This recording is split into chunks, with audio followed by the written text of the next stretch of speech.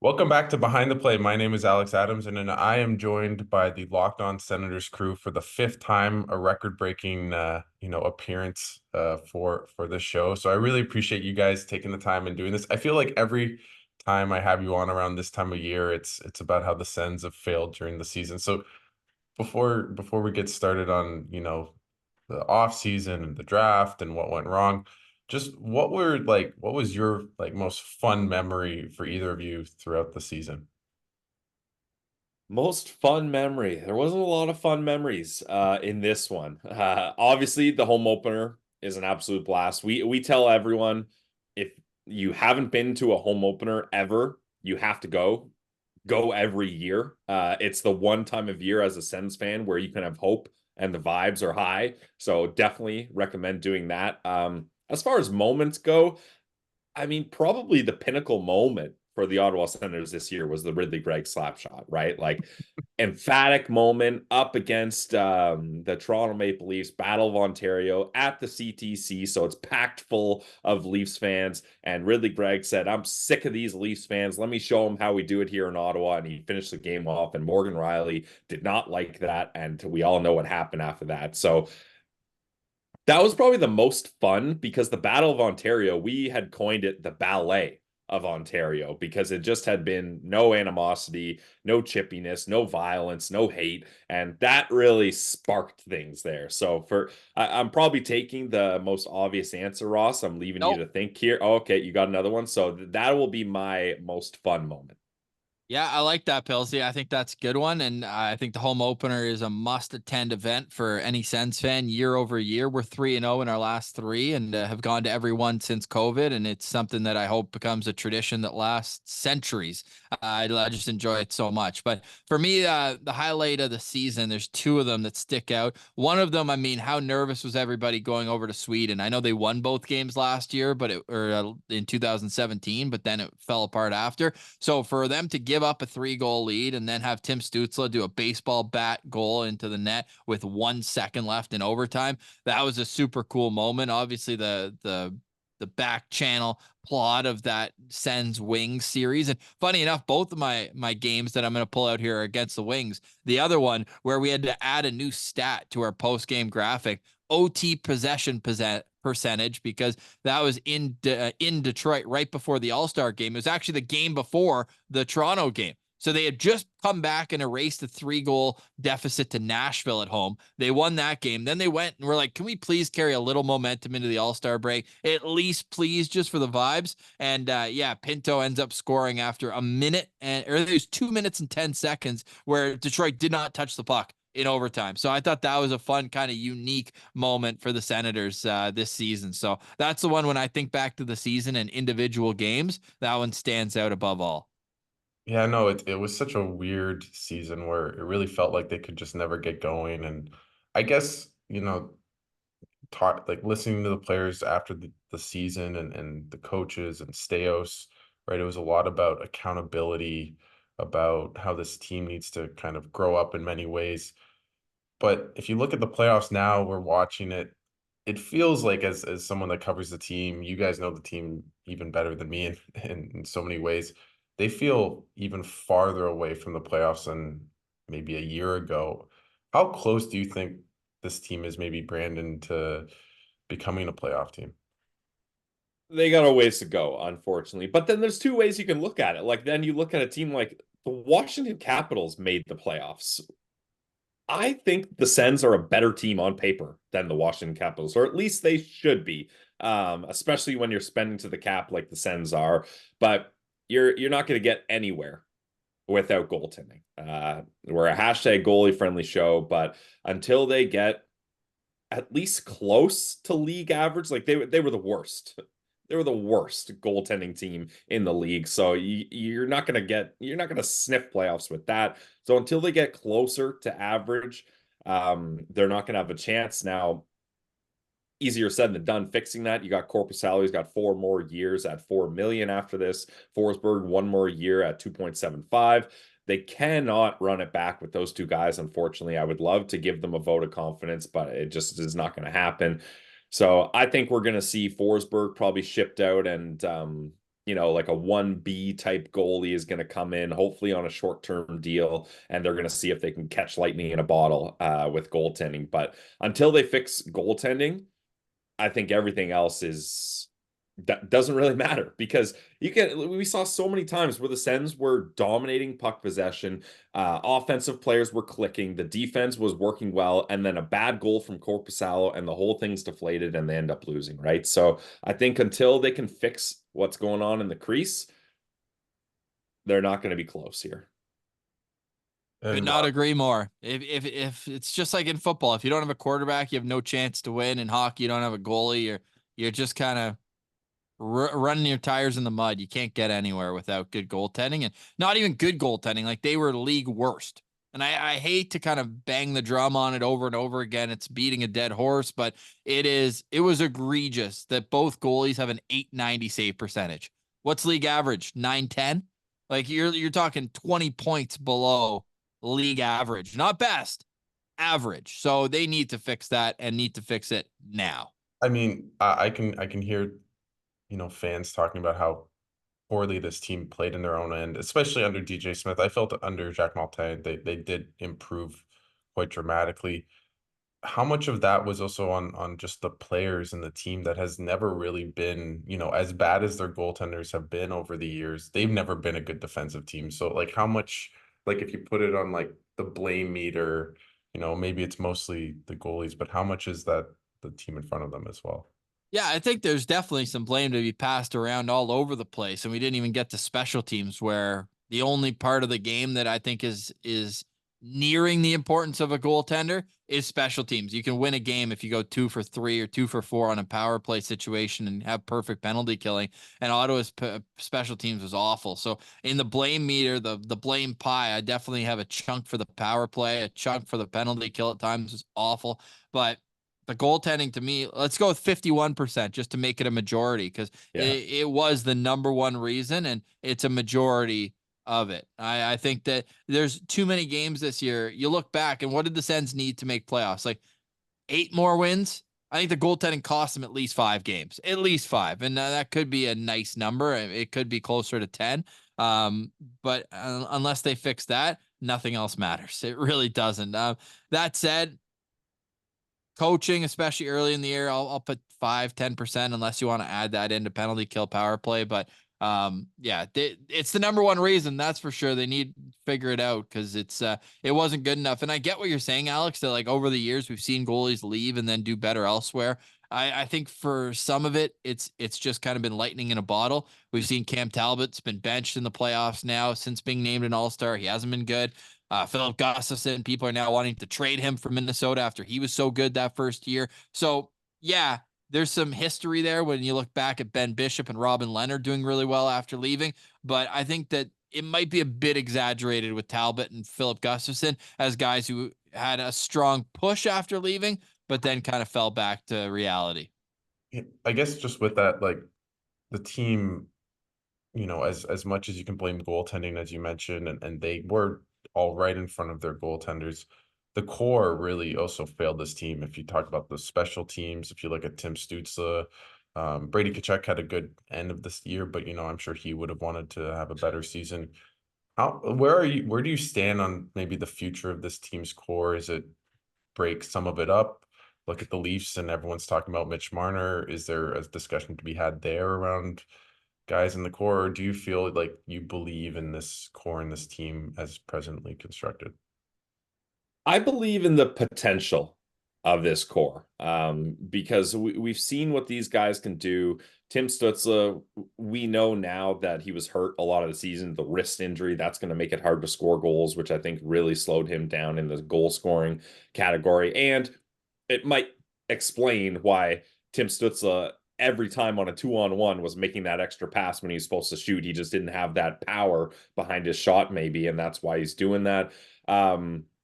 But as far as shaking things up, Alex, I think where this team is going to look is either Shabbat or Chychrun is probably on the way out here, because you got Jake Sanderson emerging as this team's number one defenseman. I feel like there's not even any argument to that. I feel like everyone agrees that that's where he's at now. And then Thomas Shabbat and Jakob Chychrun, like, we all kind of fell in love with the idea that Jakob Chychrun was going to be able to play the right side. We've seen that in Ottawa, and he's not able to do that as good as we thought. And you're not going to have a 1-2-3 on the left side of Sanderson, Chabot, Chychrun. It's just too much money to be held up there. And if you want to free up space, moving Chychrun is probably the way to go, because that's 4.6 million. Not a lot of money, but that's a digestible cap hit for other teams to be more enticed to trade him, and then they can decide whether they want to extend him, let him go, or flip him at the deadline, what have you. So I really think we're probably going to see a Jakob Chychrun trade here, because I don't know how he fits into this team. It seems like personality-wise and on the ice that the fit kind of got away from him and the team throughout the year. And I think Thomas Chabot, he's the longest tenured Senator now, and he's still got a few years left on his deal at 8 million. So that's going to be a hard contract to move. And I feel like he does have his place on this team in the locker room. He's part of the leadership core. So as far as a shakeup goes, the most obvious one to me would be to move on from Jakob Chychrun in a trade. And what, like, I guess with that, obviously you trade a top four defenseman, you have to replace him in some way. Is that free agency? Is that you trade Chychrun, use the assets, or even, a pure hockey trade? Like, what do you think is that kind of, does it have to be a right shot defenseman that you bring in? Just maybe talk about that. Well, I actually I'm of the mind that Jakob Chychrun deal is not going to be a hockey deal. It's going to be a freeing up cap space deal. Like I wouldn't even be surprised if we see picks and prospects be returned with Chychrun, because I just think this management group is looking at what they've inherited, and they're like, not only are we getting kicked around here, Pinto suspension, the Dadonov trade from years ago is losing them a first round pick. Like, their hands are kind of tied. They don't have a lot of cap space. There's so many guys locked up to long-term deals. A massive free agent goalie ticket was signed. So they don't have a lot of options right now. I think they might want to just move Chychrun just to get a bit of space so they can do something. And I don't know who would do a Jakob Chychrun trade for a right shot defenseman. Like, it does, like, unless teams have an excess of right shot defensemen, that's probably not a trade that's going to happen. I think, and I hope, where the Ottawa Senators are going to target a top 4 right shot defenseman is going to be in the draft. They're going to have a top 10 pick no matter what. The lowest they can draft is 9th overall, depending on how the lottery goes. The highest they can draft is 1st overall. So they have opportunities. I think if they land in that 2 spot, they can get Artem Levshunov, great right shot defenseman. Will he jump into the lineup right away? Maybe not, but that's a guy that can plan for. And then I think they're going to look to add a veteran right-hand shot in free agency.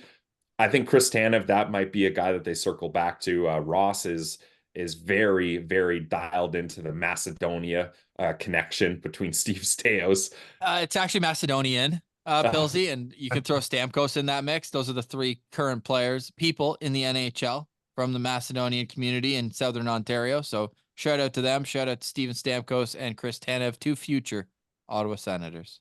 Yeah, if everything goes according to plan. So that's a direction I could see them going. But really, to get a top 4 right-hand shot defenseman, you either got to overpay in free agency and sign them too much money for too long term, or you got to draft them. Like, it's just, that's kind of the way it goes. You can't really trade for a top 4 right-hand shot defenseman. It's very hard to do. Teams don't want to give it up. So I think that's probably the route we'll go here. But we haven't seen an offseason from this regime yet. So who knows what they have up their sleeve. Yeah, and I guess Ross, just on that, like, what type, like, in the free agent class, there is a lot of right shot defensemen actually. Is it a Dylan DeMello reunion? Tanev's been, circled around the Senators for a long time, but he's old, he's banged up. Just what would maybe be the ideal free agency acquisition for you, Ross, in terms of adding a right shot defenseman? See, I'm torn here because I would love to have Dylan DeMello. I'm also moving in next door to him in about 3 weeks, so I kind of selfishly, we got a fence that needs to go up, and I'd like to split it 50-50 on the price. So not trying to go too selfishly here, but no, on the ice obviously, and off the ice too, seems like an awesome dude. So I think that would be a great target. Now, Winnipeg's got a decision to make on the back end whether they're going to keep Dylan DeMello or whether they're going to keep Brendan Dillon. They've got a lot of left shots in their system. I almost think they keep Dylan DeMello Give him a raise and let Brendan Dillon walk. He's older as well. He's great. Dude, I love if you're moving Jakob Chychrun, he'd you be could do worse than get Brendan Dillon as a second pair defenseman. They talk about wanting pros. He's literally a left shot Chris Tanev. Like, he's very similar in terms of shot blocking, hitting, physical, leader, great guy. I would love to have Brendan Dillon on the team too, but that would require them trading one or both of Shabbat Probably and Chychrun. both if that's going to happen. Yeah. Sign me up. But now that Shabbat's going, getting surgery, we forgot to mention that on today's show, Pilsy. Yeah. Bruce Garriock reporting Sure. Shabbat's going to get wrist surgery, but be ready with plenty of time into camp. He's not going anywhere. That's for sure. Nothing's for sure because we've never seen Steve Staios make a trade outside of picking up Boris Kachuk on waivers. So I actually can't say that that I know what's going on, but I do think that they're going to have to add a pro on the back end, if not two. Like two guys who have been there, done that, can move the puck. That to me is a huge priority this offseason. The goaltending, man, it's easier said than done. I'd rather they not. But if they have to get a guy on a 1-year ticket, $1-2 million, just like another option, like what LA did, right? They had Phoenix Copley, David Riddick, and Cam Talbot all on 1-year deals. They're like, all right, somebody's got to grab the reins, and it's not their fault they went up against a 60% power play with the Edmonton Oilers again, right? So I'm not putting it all on that decision for the LA Kings, why they're down 3-1 in their series, but the fact is, Ottawa, it's a good young core, to go back to an earlier point about believing in the potential of them, but they need more help than just Claude Giroux. They need guys who've been there, done that, but that can still contribute. No, that's interesting that you say that because I remember in a scrum with Jakob Chychrun, and he basically said, like, we need more leadership and it can't just be Giroux. And if you look around the team, I think they're the 5th or 6th youngest team in the league. Outside of Giroux, they have really no one above 30 that plays consistent minutes. Hamonic is the only player above 30 other than Drew. Yeah, and he wasn't even playing at the end of the season, right? And he's not gonna, well, I guess he's still signed, unfortunately, to another year, but yeah, he's not a long-term piece. So how much do you think this team in free agency, maybe, in the trade market, just needs to add a much more veteran presence to this team to maybe guide the young players into becoming at least a more competitive team and hopefully a playoff team? I think everyone is aware that this team needs more veterans. So I think for sure they're going to the idea I have for the Ottawa Senators is to find a veteran bottom 6 defensive minded forward. I mean, preferably two-way, but really they need someone that's going to clean up things defensively. They need a veteran voice in the locker room, somebody that's going to play a hard meat and potatoes type of game. And how do you find that? It's tough. But I think that's probably the route they're going to go in free agency, is find one of those guys that can add some good veteran leadership to this group and add some defensive minded focus to a bottom 6. Yeah, like the one thing I just to tag on to that is I find, maybe you guys disagree, but maybe the biggest issue with this team, maybe the last 2 years where they really had a good team that could contend for the playoffs, was really the coaching. They were a mess in their own end. Obviously special teams let them down this season. The players, I was there, they kept talking about they want a coach to bring accountability. I think that's what Martin brought that DJ Smith frankly did not bring to this team. There's been a lot of names floated around. We talked about it off camera a little bit. Just, Ross, what do you who's maybe the prime candidate to become the next head coach of the Ottawa Senators? And if it's not that person, what type of coach do you think needs to come into this organization? Yeah, I think prime candidate would be like, it's a no-brainer for me that it's Craig Berube, just a guy who's won and been there, done that, and seems like he's probably ready to take the next step when he gets his next opportunity. That said, there's going to be a lot of competition and there could be more teams vying for him. So I think that he's going to have the pick of whatever he wants. And that to me is not scary, but it's just a matter like, are you willing to wait and potentially lose your second option because of that? That's a decision Steve Staios is going to have to be confident in making. It's not an easy one, but it's one where it could cost them their second and third best candidates. So to that standpoint, I'm not worried, but I'm a little anxious about it. and we'll see where it goes. But to me, that would be my number one choice. Number two, I mean, this Todd Nelson guy, no NHL experience other than an interim gig in Edmonton. That's to me a little bit nerve-wracking, but he's also 54 years old and has a ton in terms of years of NHL and AHL experience as an assistant in Dallas and otherwise as an AHL head coach, reigning AHL coach of the year. So I'm not against that either. I just want to see them hire the right guy and somebody who isn't going to be sold to us as this up and coming coach. I want a guy with a bit of a resume attached to it. So we'll see where they go. I mean, when we did our top 7 candidates when they had the hiring of DJ Smith, we had DJ Smith at 7 out of 7. So I almost hesitate to give you a ranking because whoever we have last is probably who they'll pick. At least the old regime. So maybe I'll hold out hope for the new regime. But just on that, like, when it comes to Berube, potentially it could be a bidding war in terms of even just money wise. How much confidence do you have? We don't have to talk about the last owner, but in this ownership group paying, the big bucks to get the right guy into Ottawa.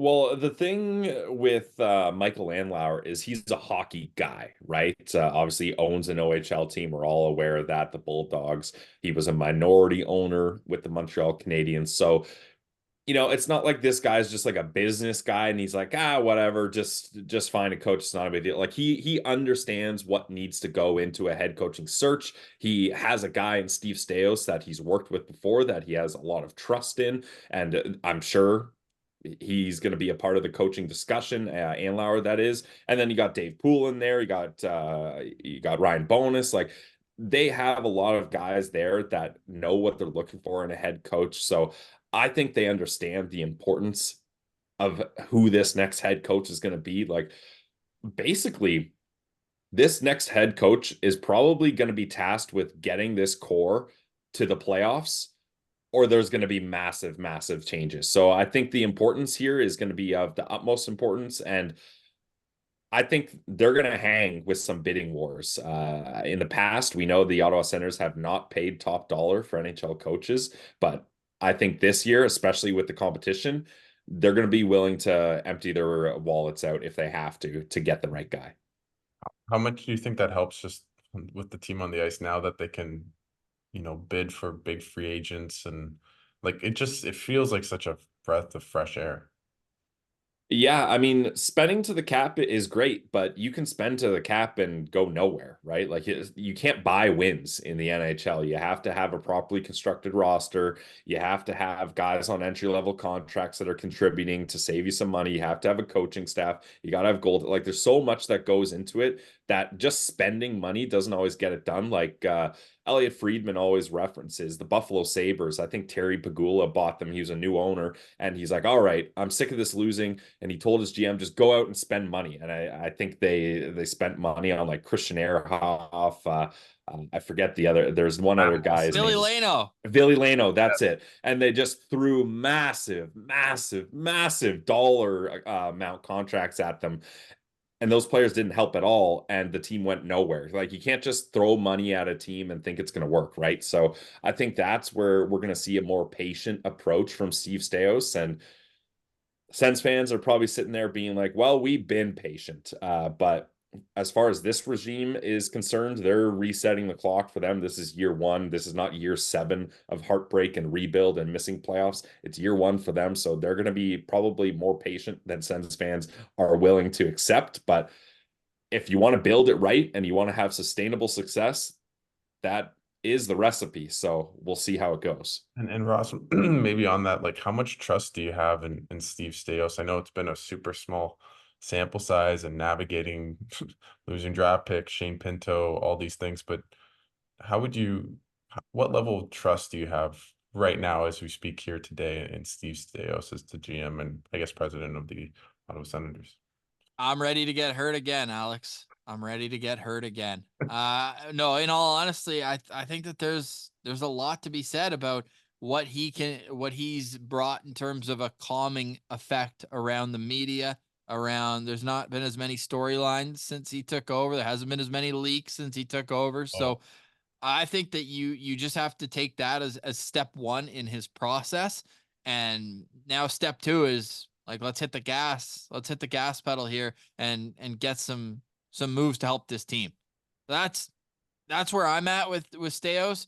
Can't really judge a guy based on Boris Kachuk.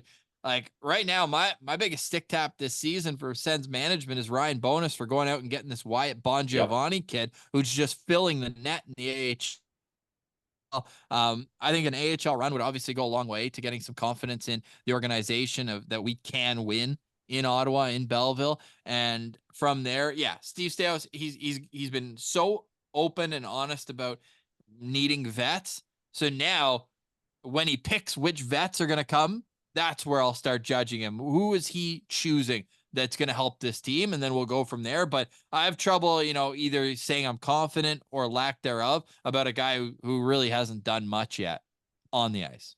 I guess with that, obviously, he'll have the coach to decide in the next couple of weeks, but he'll also have a draft pick in about a month and a half. And you guys are the best at covering the draft, and all these guys. And as Pilsy already mentioned, Sens will be around 7, 8, 9, or they'll maybe jump up in the lottery. Who's maybe your under the radar player that you think Ottawa could maybe pick, maybe at the 7 to 9 range? Because I think if they get one or two, it's much more obvious.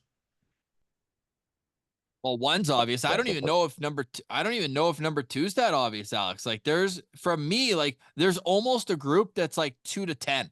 Like that's how wide open it feels like. And I think that as we see year over year, the big defensemen usually rise. I think that didn't we have a year actually? Was it recently that the streak ended?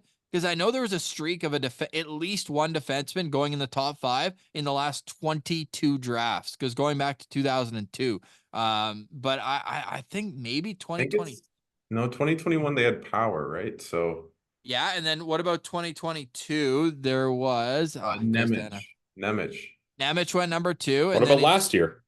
Reinbacker went 5th, so it must still be on then. The draft always runs through defensemen. There's this big left shot defenseman in Russia, Anton Silyev, 6'7", skates like Victor Hedman. He's playing 20 minutes a night in the KHL. He's the type of guy that's gonna go higher, I think, on draft night. This Artyom Levshunov, everyone loves right shot defenseman. He's 6'3", can play both ends of the ice. He's also already in North America, so you don't have to worry about the curiosity of when a guy from Russia is going to make the jump over. So that's another conversation that can stem from that.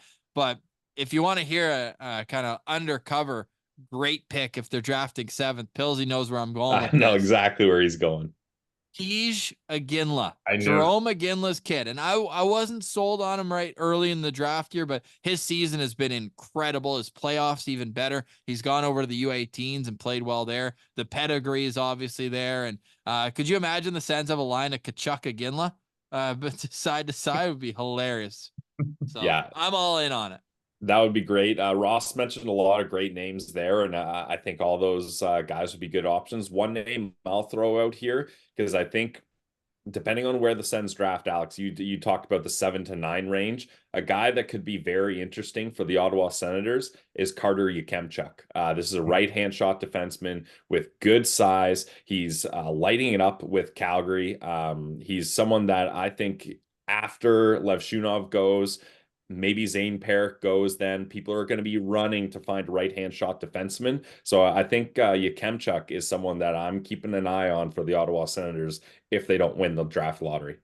And Alex, just to build on that, those are the 3 right shot defensemen. And then there's a bit of a dip after that. Like if you want a right shot defenseman, those are your 3 guys: Levshunov, Perrick, and Yakemchuk. Yep. Lots of great left shot defensemen. This Zeev Buyam kid in Denver just won the national championship. He's going to go very high. He could go as high as like 3, even 2. He's unbelievable. So there's lots of defensemen. There could be as many as 6 or 7 defensemen in the top 10. It's a very D-heavy draft, but only 3 right shots. But isn't that almost perfect for the Senators? Because, they do have a bunch of forwards in their system, well, mostly playing for them right now, but young guys, but they don't have as many defensemen. Is it almost like the perfect draft to be, even if they don't win the lottery and get Celebrini, but in that 7 to 9 range? Yeah, Pilsy doesn't want Celebrini, so don't get him started on that. Why not? Well, okay, that's not necessarily accurate. I said I don't want first overall, which means Celebrini technically. I want second overall. I love this Artem Levshunov guy, right-hand shot defenseman, playing in college, big guy. I think he could be a great partner for Thomas Chabot. Then you got your top four set. And I don't like the pressure of picking first overall. I feel even though there's a consensus clear number one guy in Celebrini, and obviously he would improve the Ottawa Senators and he would probably be able to jump into the NHL right away. That'd be great. But this team has their sentiment locked up, and I know people are screaming best player available, and I agree. But like I mentioned to you earlier, Alex, it's so hard to get a right-hand shot defenseman. You got to draft him usually. I would feel so much more comfortable letting Macklin Celebrini go to San Jose. They need him. He's from the area. Be a really fun, nice story. I don't care what the San Jose Sharks do. He can waste away in California for all I care. And then the Ottawa Senators have their pick of the litter of whatever defenseman they want, and they can take the top guy, Lev Shunov, and then everybody's happy. So for me, that is the ideal scenario. But I just when you talk about Celebrini, the first thing that comes to mind is Ottawa has so many centers. That's right? what I'm saying. Yeah, Like, but I mean, Celebrini might be the best of all of them. We like so it's crazy to be like, well, they have so many centers. Since they've got Shane Pinto as a number 3 center, we don't want Celebrini. Like that's not the yeah. approach to take, especially with Josh Norris's health being questionable. So that's why I think number 2 would be the perfect spot for the Sens here. And it gives us something to talk about between May 7th and June 28th. Well, otherwise, we're gonna have to have like Macklin Celebrini's grandmother on, every coach he's ever had. Like we will. We're gonna have to do the deep dive into number 1 overall because there's a lot more intrigue going around once you get to number 2. You just have to get Alexander Daigle on the show. Just this is what I did wrong, and get to tell Macklin not to do what I did wrong. That's what you exactly. Hey, the Sens have never drafted 7th in their franchise history, and that's where they're most likely to pick. They had the 7th overall pick, traded it for DeBrincat just 2 years ago, and that guy's already in the NHL. Have they drafted second? Yeah. Yes. I want to say Radek Bonk went second. Was it Stutzle? No. Spezza went second overall as well. Yep. Nice. Oh, nice true. Call. Never mind. Oops. Yeah, nice call, Pilsy. Way to go. I thought you were a draft expert. No, I'm not. Number 2 overall. Oh, we're missing an obvious one too. And Radek Bonk went 3rd overall. So it's Jason Spezza and an even more obvious one. The first draft pick in Senators history. Oh, Yashin? Oops. Alexei Yashin. Oh my. Okay, well that's my bad. Alexei Yashin. I only know that because Ian Mendez quizzes me at every intermission. Oh, there you go. There you go. So Mika Zibanejad went 6th. You had Jake Sanderson at 5, Brady Tkachuk at 4, Bonk and Stutzle at 3, Yashin and Spezza at 2, and then Dag, Brian Berard, and Chris Phillips, the number 1 picks. Man, that's an interesting number 1 overall. Like, yeah, no doubt. I want to actually see. Oh no. There's no like obvious, wow, I can't believe they messed that up. Chris Phillips actually, in terms of the top picks in this draft, the best player. Yeah. They got the best player available. They nailed it. Ironically, the 2 players who played the most out of that draft class had cups of coffee in Ottawa, Zdeno Chara and Matt Cullen. Nice. But yeah, I think they did well. It's not, you know what I mean? Sometimes you see and it looks pretty bad after where you're like, oh no, guy who went 2nd or 3rd, like whoever drafted in 19, was it 89, Pilsy? You can remind me of that one. You know that one, right? Yeah, it the 88 draft? Is that Niedermeyer? No, sorry. I've gotten so off the rails. 1990 draft. Everybody remembers it. No, where you had Owen Nolan, Peter Nedved, Keith Primo, and Mike Ricci. And then Jaromir Jagr. Where it's like, there was no obvious one like that when the Sens drafted 1st overall at that time. When they took Dag 1st. You know that story, eh, Alex? Yeah. Nobody remembers who went number 2? No. Wasn't it Pronger? Yeah. There you go. So someone remembered. I remembered. The one thing I will say is I feel like the 2020 draft will just be redrafted for millennia. Like that draft, even this year, like Byfield jumps up, Raymond, Lafreniere has been good.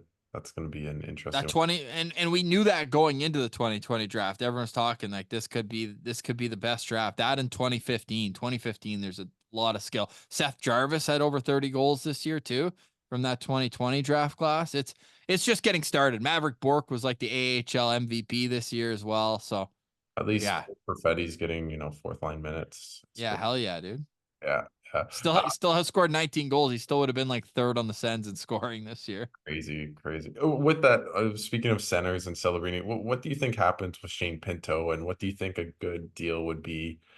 Pilsy, is it you go 4 or 5 years? Is it a bridge? Like he seems like knowing Shane a little bit, I think he wants to be here. I think he wants security, but is that 2 years? Is that what do you think like the kind of perfect deal is maybe for Pinto? I'm on team bridge deal for Pinto. I think you got too many guys locked up here, and Pinto's role on this team is so cloudy just because of Josh Norris's health concerns. Do you pay him as a number 2 center? Do you pay him as a number 3 center? Does he deserve those? Is he going to get those ice times? Is he going to have the point production of a number 2 or a number 3? So it's just so confusing for the team and the player. I know Shane Pinto wants to be here a long time. Don't get it twisted. I want him here a long time, but you can sign 2 or 3 bridge deals. There's nothing wrong with that. I just think if they lock him up, they're married to this core, and then you have a situation where you end up like the Leafs, where all your money is in core players and you just try to fix it around them, and if they're not able to get it done, you're stuck with that. Which, again, I believe in the potential of this core, but one of the most valuable assets in the NHL isn't players, picks, or prospects. Well, it is those, but a valuable asset people forget about is cap space. And you need cap space and need opportunities to have contracts expire so you can decide whether to move on, whether to give them more money, extend them. Like, you just need to have that flexibility. So for me, I'm on team bridge deal for Shane Pinto. So 2 or 3 years. Ross? I'd like to go 5. 5 years to me is a perfect length for Shane Pinto. You're buying 1, if not 2, UFA years, and from there it's just a matter of kind of massaging your cap. And by the time that it comes up, I mean, it's going to expand hopefully with the popularity of the sport and everything. Mhm. So I'm of the mind where it's just about getting it done. Like I'm almost like a little rattled that it hasn't gotten done yet. It feels like it's not. They've had how long to discuss it when he was an RFA last year? Like, did 41 games really change his value that much? I'm not so sure. So I am a bit curious why this deal isn't done with him already announcing like he's going either way, whether he has a contract or Yeah. not. I think it would be a bit of an unnecessary FU to the player if they don't get a deal done before he goes to the World Championships that start, I believe, in about a week. Do you guys have a sense that Staios might be a really, really tough negotiator in contract negotiations? Because I feel like maybe that's it. I like just this general sense from him. Yeah, I think I could get on board with that though, because the other guy would just give you whatever you wanted. It always comes back to me that trade he made for Hamonic. They didn't have a fourth, so they gave him a third. Like you couldn't do a fifth and a sixth. Instead, you give him more for no reason. So I think from that standpoint that it's probably a welcome change overall. But Shane Pinto's a guy who they've just talked glowingly about publicly. So maybe they have a number in mind. I mean, he doesn't have that much leverage when you think of he kind of, screwed the team a bit by missing out on half a year. So they're probably like, hey, you kind of owe us half a season here. Well, I don't know if I agree with that, Ross. I think he does have some leverage because him and his agent are probably sitting there being like, okay, you want to play hardball with us? That's fine. See how things work with Tim Stutzle and Josh Norris as your only 2 center options. What if Josh Norris gets hurt? Well, Mark Haslip going to be your number 2 centerman? Well, no, you're hoping Ridley Gregg at that point Yeah. can be a guy who's, able to bring it a bit more consistently than he did this year. I think with Greg too, that high ankle sprain, I think really like he was on a heater to start the year and then he got that. I think we might see an even better Ridley Gregg, like to, a 45 point guy next. Yeah, I mean that's a good point. I did overlook Ridley Gregg there, but I don't think Ridley Gregg is the answer, right? Like I think he could help out in small sample size, but Shane Pinto, we've seen what he can do. And Ross, you know better than anyone the record of this team when Shane Pinto is on the ice for them, right? Like I feel like they have a lot of arguments on their side as Shane Pinto does to say, you guys need us more than maybe you've let on here. I So I think it's going to be fascinating to see how this goes. And this is Steve Staios. Like the Pinto contract really should be his first mhm. opportunity to make a mark and make a major decision here. So it's going to be very interesting to see what direction he goes. Well, I told Shane Pinto that stat. I think you guys started the trend of that stat. And I told him that he's like, I guess I should score more. That was an instruction. So No uh surprise. Pinto's an absolute beauty of a guy.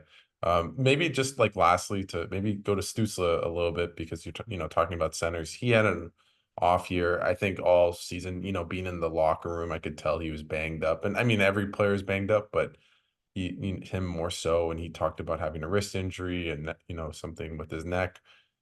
When you look at his season, he was still almost a point per game, but last year he had 90 points. Where do you think he is maybe next year? Presuming relative health, is he closer to that 90-point guy, or is he closer to that point per game guy in your mind? If he's healthy, I think he passes 90 points. I think that's got to be the one thing you really look at here. Like not being able to score on the power play for Tim Stutzle is insane, especially with the talent that he has.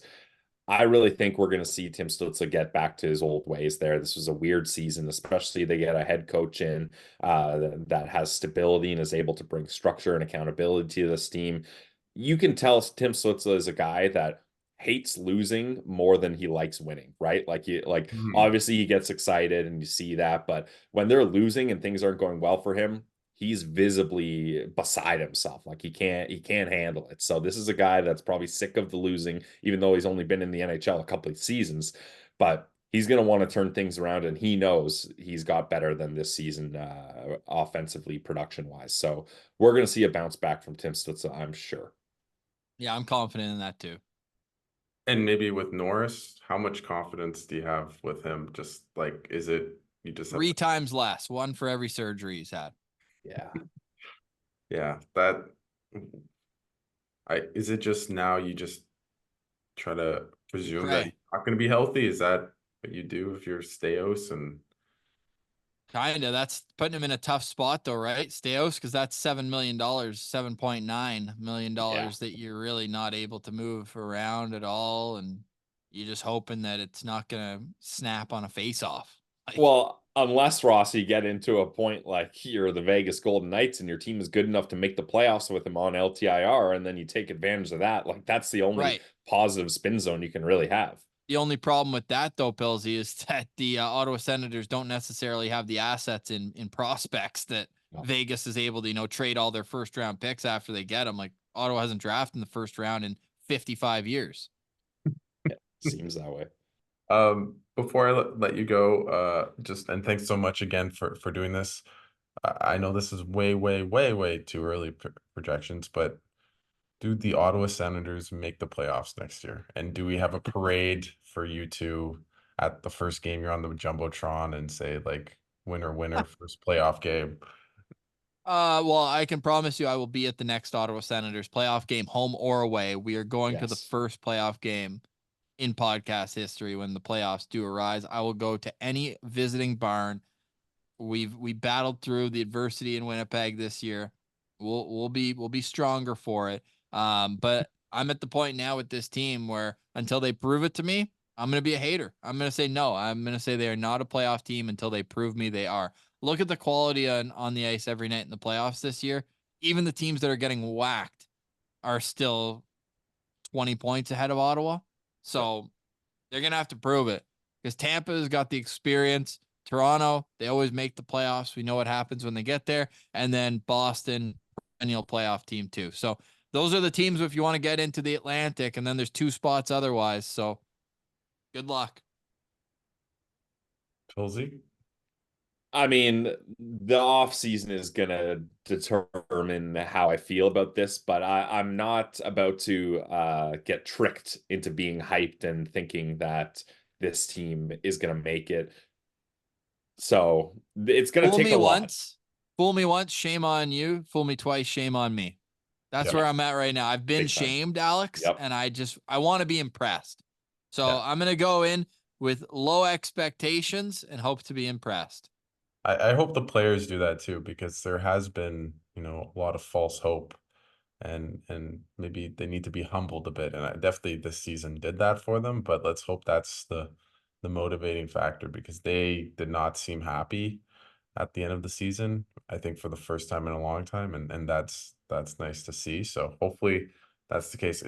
But thanks again so much for you two. You know, you guys have given me so much in terms of my career and this show. So I always appreciate you guys coming on and us talking some Sens hockey. Hopefully we do this a year from now. It's a playoff matchup versus the Leafs. That'd be the most ideal version. That'd be pretty sick. A nice sweep of the Leafs would be even, you know, chef's kiss. Oh yeah.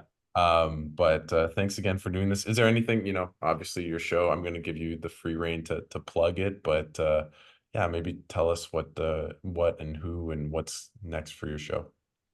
I think instead of that, I'm just going to say thank you, Alex. Really appreciate you having us on. It was awesome to see you boots on the ground a lot at the rink this year, and looking Yep. forward to more coverage from you. So yeah, we do our thing daily here, and it's great that that there's kind of a wider net and more young blood that's at the rink every day. Because obviously we're in a unique situation where we're not at the rink every day, but guys like you and everyone who's getting the stories in the locker room and all that goes a long way to helping us do what we do too. So no, it's awesome, and it's great to see. Yeah, well, thanks so much. And I can't say, I think I've probably done it at maybe half a dozen times where I've gone up to players in the room and I say, hey, like, I know the Locked On Senators guys. I listened to the podcast. I know I did that with Sogard, with Crookshank. So you guys aren't lost in the dressing room either. So I appreciate Nice. you with the shout out, but I also appreciate all the stuff you do. And you guys are the best Sens podcast out there. So thanks again for taking the time and doing this. Thanks, Alex.